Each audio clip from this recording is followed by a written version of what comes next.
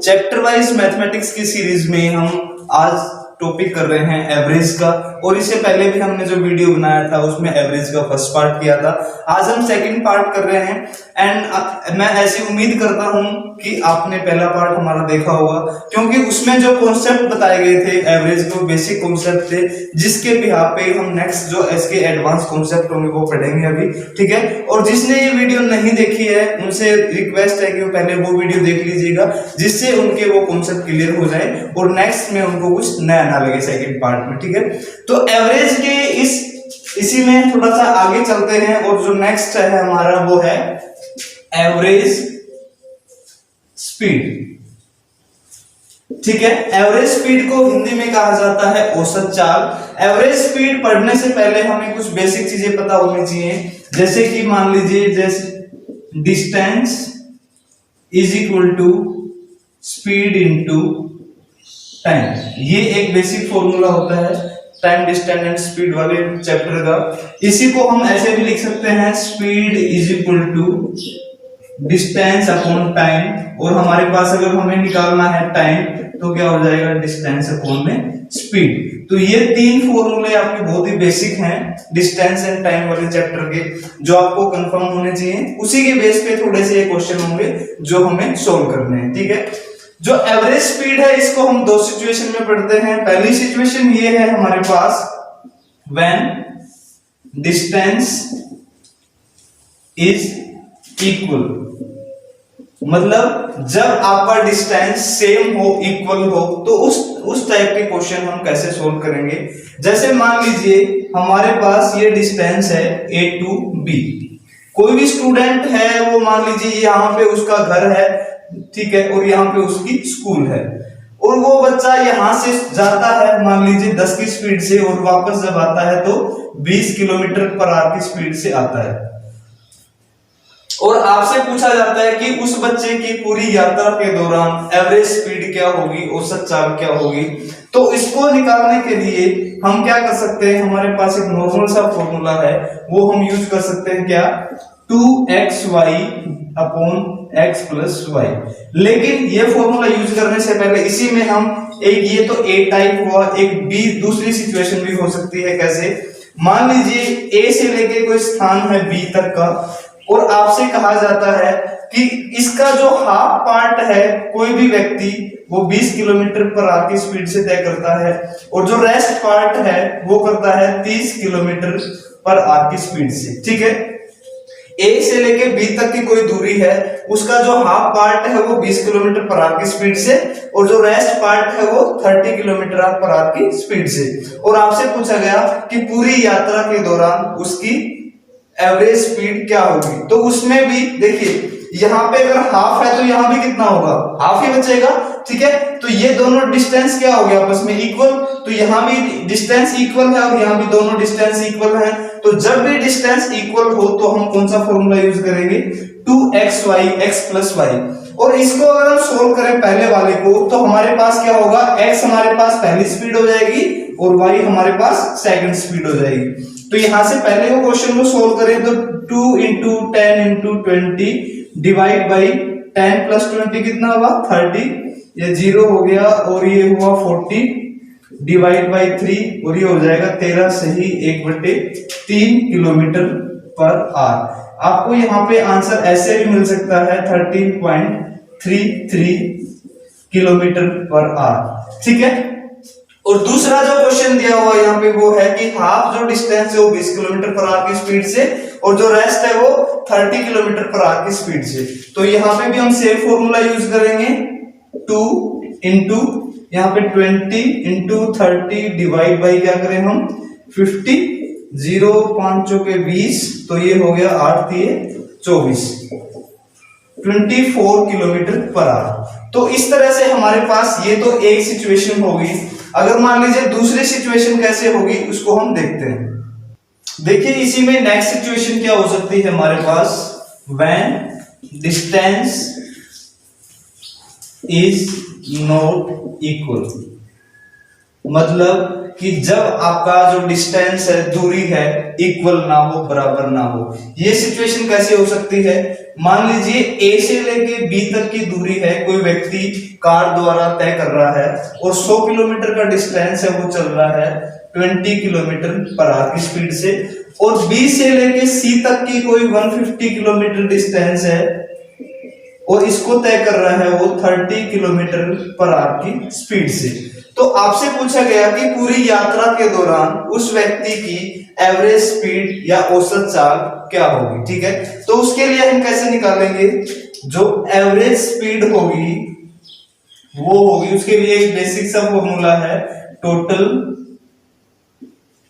Distance divide by total time.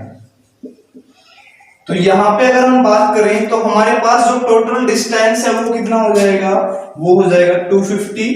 और यहां अगर हम टाइम की बात करें तो टाइम हम कैसे निकालेंगे? Time is equal to distance upon speed. तो यहां पे पहले अगर सिर्फ पहले की बात करें तो पहला कितना होगा? डिस्टेंस 100 और जो स्पीड कितनी है 20, तो यहां से आ जाएगा 5, ठीक है। और यहाँ पे भी 150 है और स्पीड कितनी है 30, तो कितना आ जाएगा? यहाँ पे भी 5, तो ये हो गया 250 डिवाइड बाई 10। तो मतलब तो आपका जो आंसर आया कितना?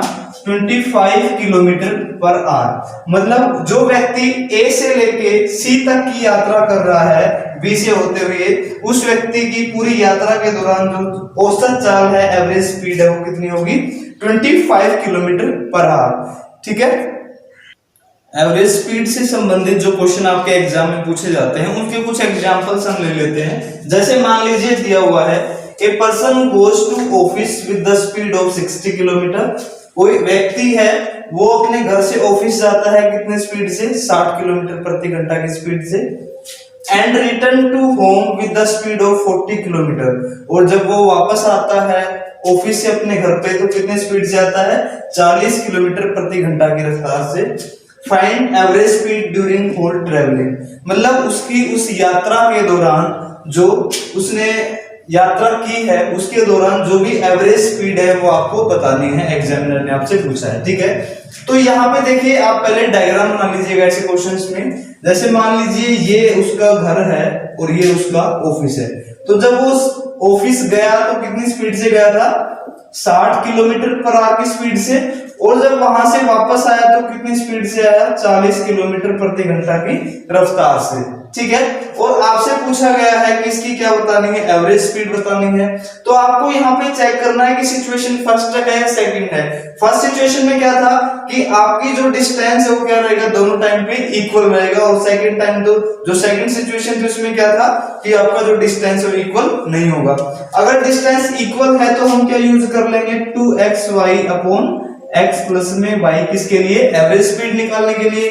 तो यहाँ पे हमारा जो डिस्टेंस है वो इक्वल है दोनों तरफ, तो हम जैसे यूज करेंगे हमारा फॉर्मूला 2 और x मान लिया हमने 60 और y मान लिया हमने 40, डिवाइड बाय कितना हो गया? 100। तो ये हो गया आपका 6 4 24 दूनी 48, 48 किलोमीटर पर आवर। जो आपका क्वेश्चन दिया हुआ है इस तरह से, आपको बहुत सारे ऑप्शन मिलेंगे, 4 या 5 मिल सकते हैं। एसएससी नॉर्मली 4 ही क्वेश्चन ऑप्शन देता है आपको, तो आपका ऑप्शन कौन सा होगा? 48 किलोमीटर पर आवर। इसी में एक और एग्जांपल हम देखते हैं। A car covers half of a distance with the speed of 35 kilometre per hour. एक कार है, कोई डिस्टेंस है, उसका हाफ डिस्टेंस कैसे कवर करती है? 35 किलोमीटर प्रति घंटा की चाल से। And rest with the speed of 25 kilometre per hour. और जो बाकी का बच गया उसको कैसे? 25 किलोमीटर पर आवर की स्पीड से तय करती है। Find average speed of car. Car की आपको औसत चाल या एवरेज स्पीड बतानी है, ठीक है। इसमें भी आपको डायग्राम बनाना है। कैसे? मान लीजिए कोई ए से बी का डिस्टेंस है, ठीक है, ए से बी का डिस्टेंस है और वो कह रही है उसका जो हाफ डिस्टेंस है वो कैसे कवर कर रही है? 35 किलोमीटर पर आवर की स्पीड से। और जो रेस्ट बच गया वो 25 किलोमीटर पर आवर की स्पीड से। अब हाफ अगर यहाँ है तो यहाँ भी कितना बचा होगा? हाफ ही बचा होगा, ठीक है। और हाफ हाफ कैसे होते हैं? इक्वल होते हैं। तो जब डिस्टेंस आपके दोनों इक्वल हैं और दोनों जब इक्वल हैं तो स्पीड अलग अलग दी हुई है, तो हम क्या करेंगे उसके लिए? जो हमारा फॉर्मूला है फर्स्ट सिचुएशन वाला, 2xy x plus Y use कर लेंगे एवरेज स्पीड निकालने के लिए। तो हम क्या करेंगे, 2 इंटू एक्स मान लिया हमने 35 इंटू वाई मान लिया हमने 25 डिवाइड बाई दोनों को ऐड कर देंगे 0 60। ठीक है, तो यहां से कितना हो जाएगा 12 पंजे 60 और 5 सत्ते 35 और 2 ये हो गया 6 और 25 सत्ते 175 डिवाइड बाई 6 कर दिया हमने। इसको जब भाग करेंगे हम तो 6 दूनी 12, 5 बच गया, 6 नीम 54, 1 बच गया, 6 एकम 6 और यहाँ पे 4 बच गया, 6 6 36 किलोमीटर पर आवर। तो ये जो आपका क्वेश्चन दिया हुआ है इसको हम सोल्व करते हैं नॉर्मली, क्योंकि डिस्टेंस दोनों में क्या है, हाफ हाफ है तो बराबर रहेगा। अगर डिस्टेंस इक्वल है तो हम क्या यूज करेंगे, 2xy x प्लस वाई। तो हमने फॉर्मूले को जैसे पुट किया हमारे पास आंसर कितना आया 29.16 किलोमीटर पर आवर। जैसे ये क्वेश्चन दिया हुआ है, एक train covers 1200 kilometre distance with the speed of 80 kilometre per hour. एक ट्रेन है वो 1200 किलोमीटर का जो डिस्टेंस है वो 80 किलोमीटर पर आवर की स्पीड से कवर करती है and 1800 kilometre distance with the speed of 60 kilometre per hour. और जो 1800 किलोमीटर का डिस्टेंस है वो 60 किलोमीटर प्रति घंटा की रफ्तार से चलती है। Find average speed. तो आपको ट्रेन की एवरेज स्पीड बतानी है। देखिए अब यहाँ पे अगर मैं बात करूं, जैसे मान लीजिए ये ए से लेके बी तक का जो डिस्टेंस है 1200 किलोमीटर, ये ट्रेन कर रही है 80 किलोमीटर पर आवर की स्पीड से, और जो बी से लेके मान लीजिए सी तक का डिस्टेंस है 1800 किलोमीटर का, वो जो ट्रेन तय कर रही है वो 60 किलोमीटर पर आवर की स्पीड से तय कर रही है। ठीक है, 60 किलोमीटर पर आवर। तो यहाँ पे आपको ये देखना है कि जब सिचुएशन दो थी आपके पास, पहली सिचुएशन ये कि जब आपका डिस्टेंस इक्वल हो, दूसरी सिचुएशन क्या, जब आपका डिस्टेंस इक्वल नहीं हो। तो यहाँ पे ये जो डिस्टेंस है 1200 किलोमीटर और ये है 1800 किलोमीटर, इसका सीधा मतलब ये है कि डिस्टेंस इक्वल तो नहीं है, और डिस्टेंस जब इक्वल नहीं है तो हमारे पास दूसरी सिचुएशन है, और दूसरी सिचुएशन में हम एवरेज स्पीड निकालने के लिए क्या यूज करते हैं, average speed is equal to total distance divide by total time. ठीक है, तो टोटल डिस्टेंस होगा हमारे पास कितना हो जाएगा 1200 और 1800 कितना हुआ 3000 किलोमीटर, और हमारे पास तो टोटल टाइम कितना होगा। अब टाइम निकालने के लिए मैंने बताया था आपको time is equal to distance upon speed. तो यहां पे अगर फर्स्ट की बात करें तो कितना होगा हमारे पास 1200 बटे में है, अगर हम 80 कर दें तो ये हो जाएगा 15 घंटे। पहले का कितना हुआ 15 घंटे, और दूसरे का निकाले अगर हम तो 1800 बटे 60 तो ये हो जाएगा 30 घंटे। तो जो टोटल होगा 30 और 45 कितना हुआ, सॉरी 30 और 15 कितना हुआ 45 घंटे। तो यहां से इसको हम काट लेंगे, 5 नहीं 45, 5 6 30, और यहाँ पे 3 दूनी 3 3 9 और 3 दूनी 6, तो ये आ गया आपका 200 बटे 3। तो यहां से आप आंसर निकाल सकते हैं 66 सही 2 बटे 3 किलोमीटर पर आवर। या तो आपको ऑप्शन में ये मिलेगा, अगर आपको ऑप्शन में ये नहीं मिलता है तो आपको ऑप्शन में क्या मिलेगा 66.66 किलोमीटर पर आवर। आपके पास ऑप्शन में आपको जो भी दिखे आप उस पर टिक करिएगा, ठीक है, और आपका आंसर सही होगा। इसी में जो नेक्स्ट टाइप के क्वेश्चन है जो आपसे एग्जाम में रैंडमली पूछ लिए जाते हैं वो इस तरह से है। जो नेक्स्ट टाइप है, the average marks of a class is 68। कोई क्लास है उसमें जो स्टूडेंट्स हैं उनके जो मार्क्स हैं, अंक हैं, उनका जो एवरेज है वो कितना है, टोटल 68 है। The average marks of girls is 80, मतलब उस कक्षा में जो लड़कियां हैं उनका एवरेज मार्क्स कितना है 80, and the average marks of boys is 60, और जो लड़कों का एवरेज है वो कितना है 60। Find the percentage of boys in the class, मतलब आपको क्या बताना है कि कक्षा में कितने प्रतिशत लड़के हैं, वो आपको इस डेटा के आधार पे फाइंड आउट करना है, निकालना है, सोल्व करना है। ठीक है, देखिए जो इस तरह के क्वेश्चन आपसे दिए जाते हैं कि एक तो आपको क्या दिया जाता है टोटल का, और दूसरा दो का सेपरेटली एवरेज दिया गया है। क्या, एक तो टोटल का एवरेज दिया गया आपको और दो का सेपरेटली एवरेज दिया गया है। तो इस तरह के क्वेश्चंस को हम कैसे करेंगे, एलिगेशन मेथड से करेंगे। किसे करेंगे, एलिगेशन मेथड से, ठीक है। एलिगेशन एंड मिक्सचर का एक अलग से भी टॉपिक है जिसको हम डिटेल में पढ़ेंगे, लेकिन एवरेज के जो इस तरह के हमारे क्वेश्चन होंगे एलिगेशन मेथड से बहुत ही जल्दी हो जाते हैं और आपका आंसर भी एकदम सही होता है, ठीक है, जो आप इजीली सीख भी पाएंगे। देखिए, तो एक तरफ लिख लेते हैं हम बॉयज और दूसरी तरफ लिखा हमने गर्ल्स। तो जो बॉयज का एवरेज है मार्क्स है वो कितना है 60 और जो गर्ल्स का एवरेज मार्क्स है वो कितना है 80। अगर हम दोनों की बात करें तो दोनों का बीच में लिख लेते हैं, वो कितना हो जाएगा 68। अब आपको नॉर्मली क्या करना है, इन दोनों का डिफरेंस यहाँ पे लिखना है और इन दोनों का डिफरेंस यहाँ पे लिखना है। ये चीज मैटर नहीं करती कि कौन सा छोटा है कौन सा बड़ा है, आपको सिर्फ क्या देखना है, उनका डिफरेंस देखना है, ठीक है। तो यहाँ पे अगर डिफरेंस की बात करूं तो मैं 12 आ जाएगा और यहाँ पे डिफरेंस की बात करूं तो कितना आ गया 8 आ गया, ठीक है। अब ये आपके पास किस में आ गया, रेशियो में आ गया, और रेशियो का जो फॉर्म होता है वो क्या होता है, लीस्ट फॉर्म होता है। तो इसको हम काट लेंगे, 4 दूनी 8 और 4 दिए 12। तो मैं नॉर्मली एक बात करूं, जो बॉयज और जो गर्ल्स हैं उनका जो रेशियो है वो कितना है 3:2। कितना है 3:2 है। अब आपको देखना है कि बॉयज कितने हैं और गर्ल्स कितने हैं। अब हमारे पास कोई क्लास में नंबर नहीं दिया गया कि इतने टोटल स्टूडेंट हैं और आपसे, लेकिन पूछा किस में गया है, परसेंटेज में पूछा गया है। तो परसेंटेज की जो वैल्यू होती है वो कितनी होती है, अपने आप में 100 होती है, ठीक है। और जो यहाँ पे बॉयज और गर्ल्स की अगर बात करें रेशियो में तो टोटल वैल्यू कितनी है 5 है। तो इसका मतलब हम ये मान सकते हैं कि जो 5 की वैल्यू है वो क्या रिप्रेजेंट कर रही है 100 को। अगर 1 की वैल्यू निकालेंगे तो कितना हो जाएगा 100 डिवाइड बाई 5, तो ये कितना हो गया हमारे पास 20। इसका मतलब ये हुआ, अगर हम बॉयज की संख्या देखें तो क्या करें 20 के साथ यहाँ मल्टीप्लाई किया हमने 60 हो गया, और गर्ल्स की बात करें तो हम यहाँ मल्टीप्लाई कर देंगे 20 का, ये कितना हो गया 40 हो गया, ठीक है। तो अगर आपको चेक करना है तो 60 को हमने जो 100 था परसेंटेज हमारा टोटल, और रेशियो में हमारे पास था 3 और 2, तो हमने 5 की वैल्यू कितनी पुट करी 100, 1 की वैल्यू 20, और जो 1 की वैल्यू 20 है तो 3 की वैल्यू कितनी हो जाएगी 60 और 2 की वैल्यू कितनी हो जाएगी 40। तो इसका मतलब ये हुआ जो बॉयज हैं वो 60% है और जो गर्ल्स हैं वो 40% है, ठीक है। इस तरह से आप इस तरह के क्वेश्चंस को सोल्व कर सकते हैं।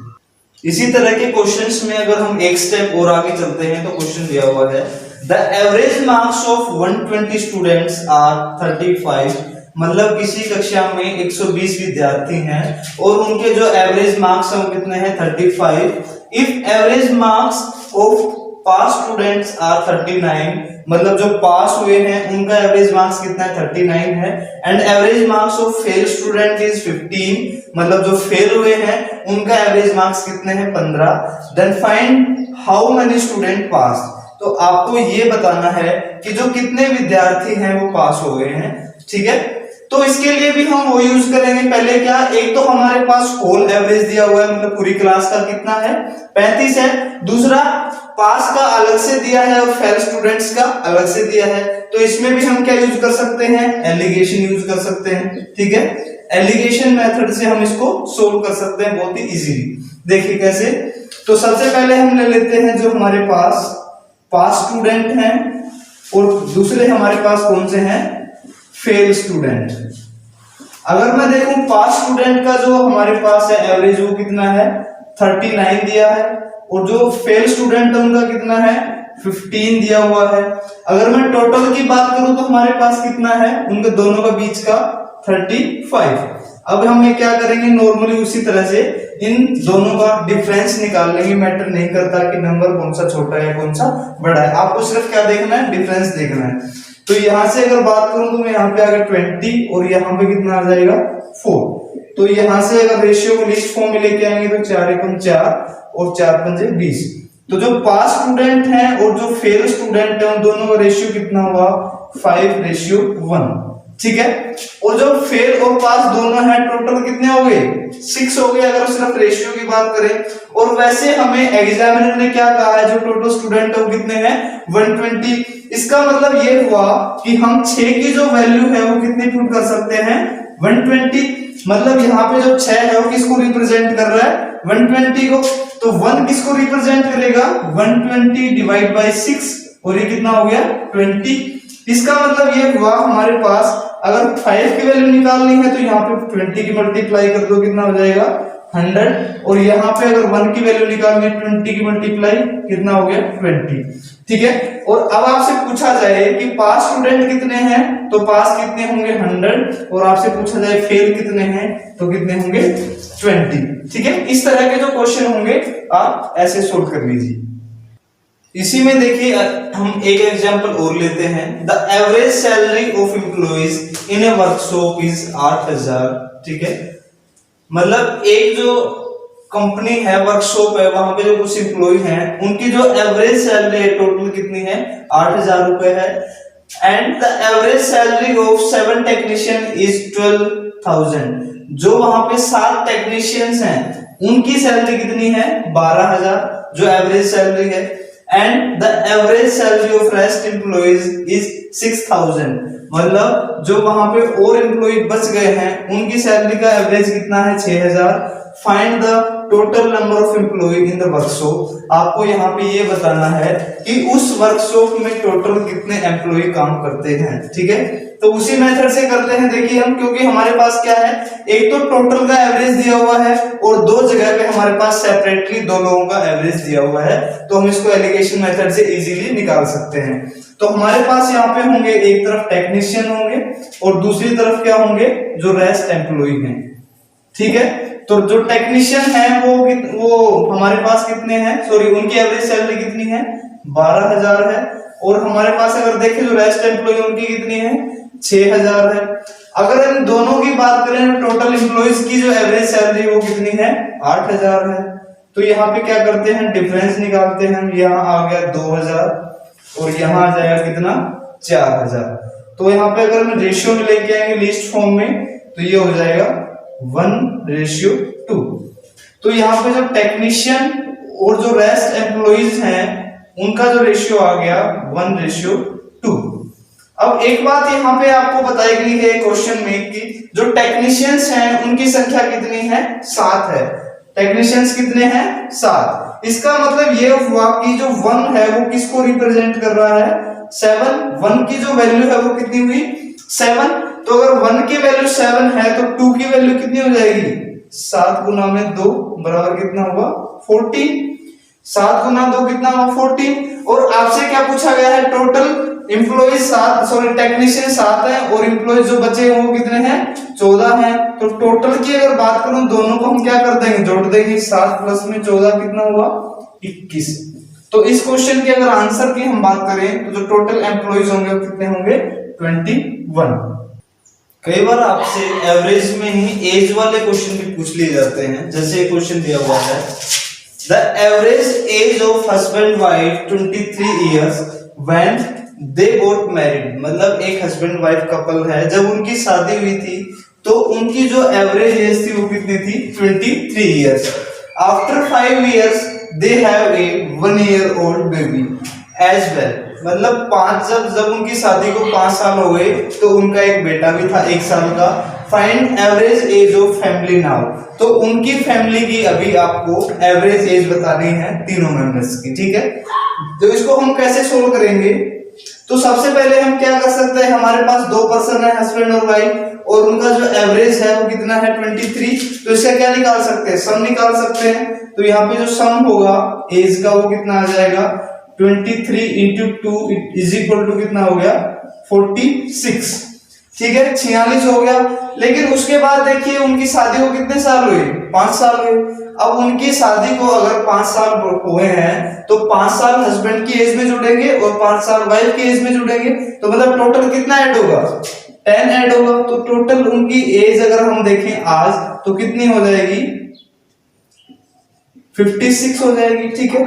और उसके बाद कह रहे हैं कि उनका 1 साल का बेबी भी है।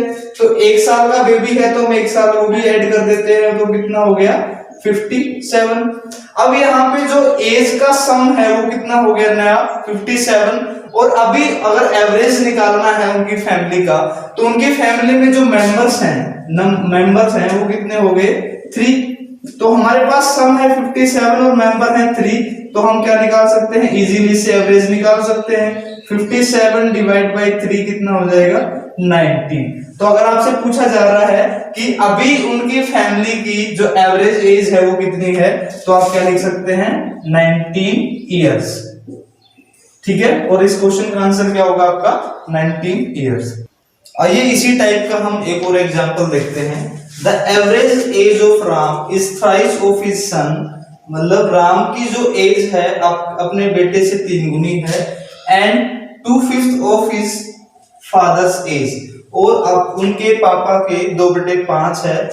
The average age of all 3 members is 46, जो उनके फैमिली में 3 मेंबर हैं उनकी जो एवरेज एज है वो 46 है। Find the difference between Ram's age and his father's age. तो आपको क्या बताना है कि जो राम की एज है और उसके फादर की एज है उनमें डिफरेंस आपको बताना है। तो सबसे पहले आप क्या सोल्व कर सकते हैं कि जो वहां पे एवरेज दिया हुआ है वो कितना दिया हुआ है, 46, और मेंबर्स कितने हैं फैमिली में, 3 मेंबर्स हैं। तो इससे हम क्या निकाल सकते हैं कि जो उनका जो टोटल सम होगा वो कितना हो जाएगा, 46 इंटू 3, 6 18, 4 के 12 13, मतलब जो टोटल सम हुआ उनकी एज का तीनों का वो कितना हुआ, 138। अगर हम देखें, जैसे मान लीजिए ये राम है, ये उनके फादर हैं और ये उनके बेटे हैं, ठीक है। तो इनकी एज का क्या रेशियो रहेगा, मान ले उनकी जो फादर हैं वो कह रहे हैं राम की जो एज है अपने बेटे से 3 गुनी है और उनके जो फादर से 2/5 है। अगर मैं मान लूं उनके फादर की एज 5 है तो राम की एज कितनी हो जाएगी, 2। अगर राम की एज 2 है तो उनकी सन की एज कितनी हो जाएगी, 2/3, क्योंकि इससे जो राम की एज है 3 गुनी है। तो इसको हम क्या कर लेंगे, हटा लेंगे 3 को और 3 की मल्टीप्लाई दोनों के साथ कर देंगे। तो यहाँ पे जो नया रेशियो होगा वो कितना हो जाएगा, 2:6:15। तो ये इन तीनों की एज का रेशियो हो गया।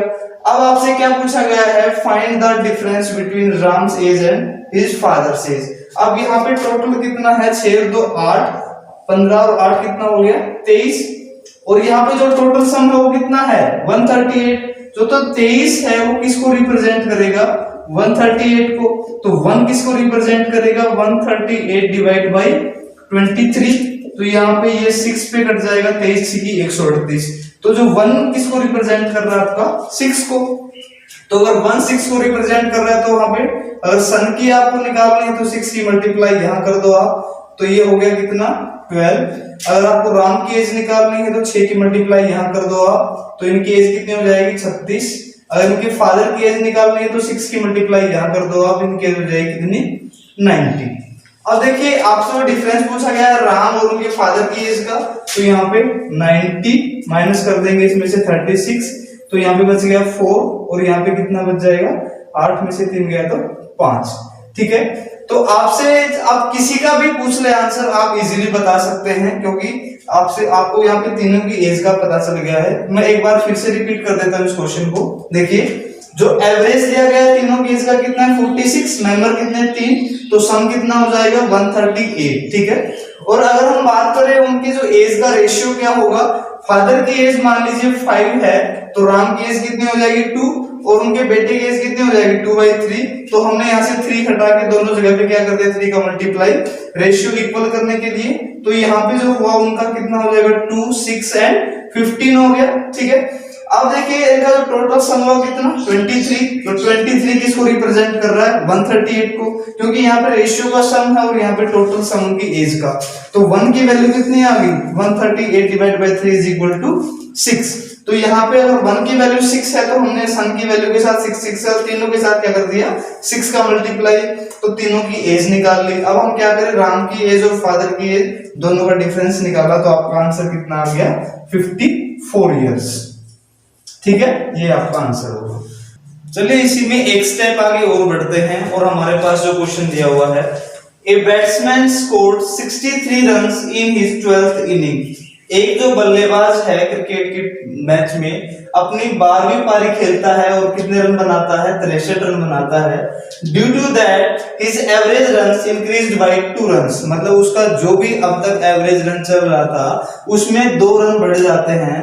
After 12th inning find his average runs, मतलब 12वीं पारी के बाद उसके एवरेज रन कितने होंगे ये आपको बताना है। इस तरह के जो क्वेश्चंस हैं मैं आपको बताना चाहूंगा कि एसएससी में कई बार पूछे जा चुके हैं सेम पैटर्न के, तो आप एक बार इसको ध्यान से समझिए। इसका एक और एग्जांपल मैं कराने वाला हूं, ठीक है। देखिए, जो बैट्समैन है उसने लास्ट पारी कौन सी खेली है, 12वीं। इसका मतलब ये हुआ जो लास्ट उससे पहले कौन सी पारी खेली होगी, 11वीं पारी खेली होगी। तो जो 11th इनिंग की अगर हम बात करें, सपोज कर लेते हैं कि जो 11th इनिंग तक थी उसकी जो एवरेज रन रेट थी वो कितनी थी, x मान लेते हैं, ठीक है। तो उस टाइम पे उसके जो टोटल रन थे, टोटल रन्स वो कितने होंगे, 11x हो जाएंगे, ठीक है। अब उसने 12वीं पारी भी खेली, जब वो 12वीं पारी खेलेगा 12th इनिंग, तो उसके कितने रन बनाए थे उसने, 63।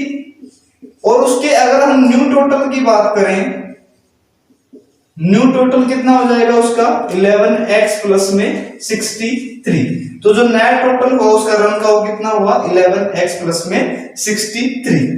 और दूसरी तरफ अगर हम देखें तो उसका जो एवरेज था वो कितना बढ़ गया, 2 से बढ़ गया, मतलब 11 तक कितना था, x था, और अब कितना बढ़ गया, 2।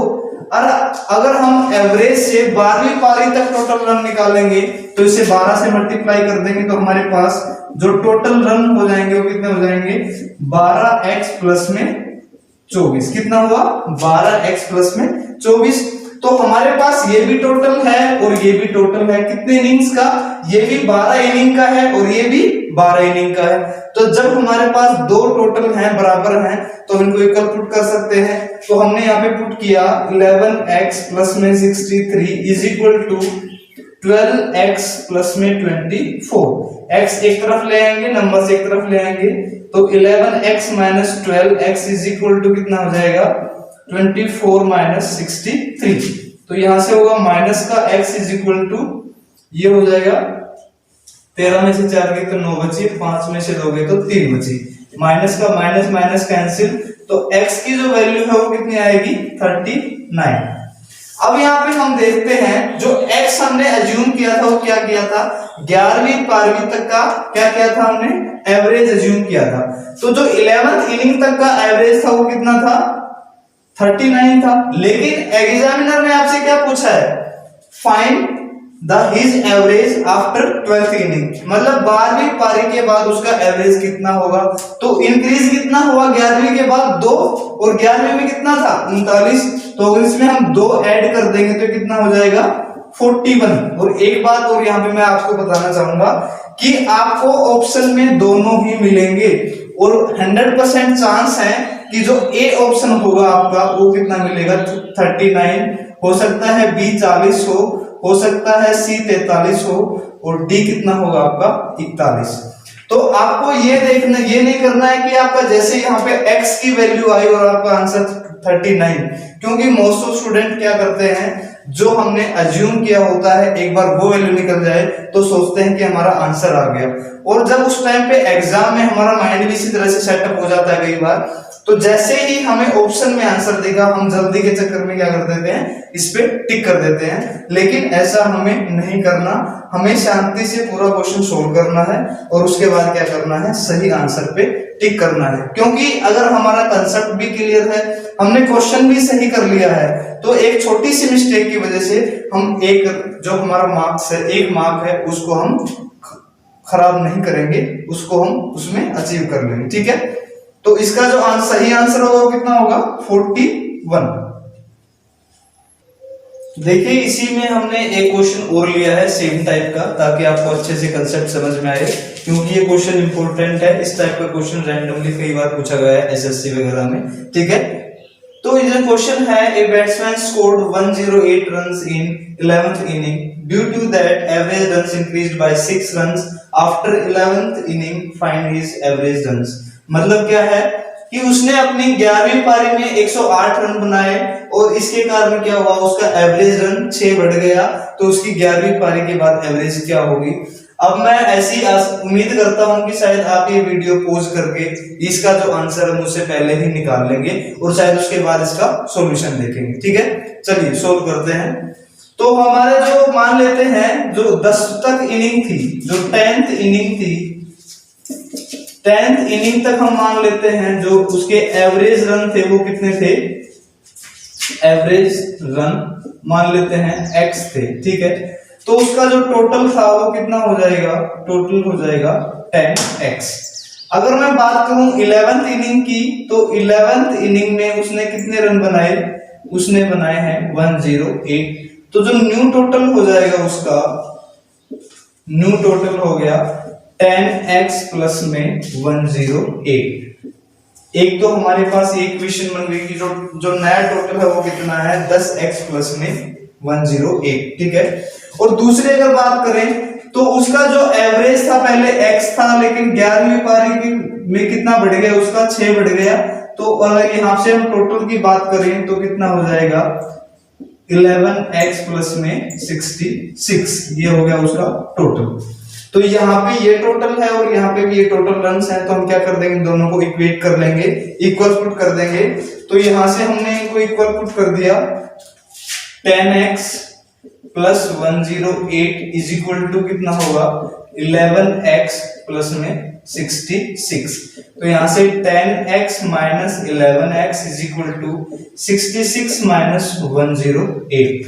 तो यहां से आएगा माइनस का x और यहां से आ जाएगा आपका 8 में से 6 गया तो 2 बच गया और ये 4 बच गया। ठीक है, माइनस से माइनस कैंसिल, तो x की वैल्यू कितनी आएगी, यहाँ पे 42 आ गई। अब x की वैल्यू 42 है और x हमने क्या अज्यूम किया था कि जो 10th इनिंग थी वहां तक उसका क्या था, एवरेज था, और x की वैल्यू कितनी है 42। लेकिन वो आपसे पूछ रहा है 11वीं पारी के बाद उसका एवरेज कितना होगा। तो 11वीं पारी के बाद इंक्रीज कितना हुआ है, 6 इंक्रीज हुआ है। तो जब 6 इंक्रीज हुआ है तो 6 ऐड कर दो आप इसमें, कितना हो जाएगा 48 हो जाएगा, 48। ठीक है, तो इस क्वेश्चन का सही आंसर कितना हुआ, 48। एग्जाम्पल और दिया हुआ है, the average of m numbers is n square and the average of n numbers is m square, then find the average of m plus n। ठीक है, इस क्वेश्चन को देख के आपको कंफ्यूज नहीं होना है। इसमें जैसे मान लीजिए दिया हुआ है m स्क्वायर, m का m स्क्वायर है, n का m स्क्वायर है, तो आपको सिर्फ क्या करना है, जो अभी तक हमने कॉन्सेप्ट पढ़ा है, जो समझा है, उसी के बेस को फॉलो करना है और उसी के आधार पे इस क्वेश्चन को सोल्व करना है। देखिए कैसे करेंगे, जो हमारे पास m नंबर्स हैं, जो हमारे पास n नंबर्स दे रखे हैं, उनका जो एवरेज है वो कितना है, एवरेज दिया हुआ है n स्क्वायर। ठीक है, तो इससे हम क्या कर सकते हैं, सम निकाल सकते हैं। तो सम निकालने के लिए क्या करेंगे, n स्क्वायर इंटू m कर लेंगे। तो इसको हम क्या लिख सकते हैं, n स्क्वायर m लिख सकते हैं। ठीक है, और ऐसे ही हमारे पास दूसरा है, जो n नंबर्स हैं, n नंबर्स, उनका जो एवरेज है वो कितना दिया हुआ है, हमारे पास m स्क्वायर दिया हुआ है।